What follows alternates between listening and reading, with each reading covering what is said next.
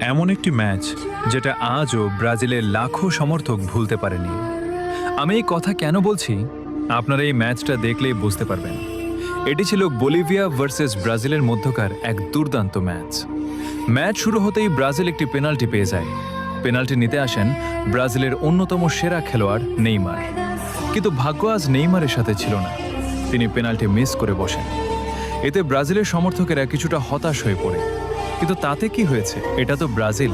কিছুক্ষণ পরেই ব্রাজিল দারুণ একটি গোল করে বসে। এবার গোল করেন ব্রাজিলের ফরওয়ার্ড রদ্রিগো। তার দুর্দান্ত সেলিব্রেশন সবাইকে অবাক করে দেয়, কিন্তু এতেই তো রদ্রিগো থামেনি। তার পা থেকে আসে আরও একটি অসাধারণ গোল।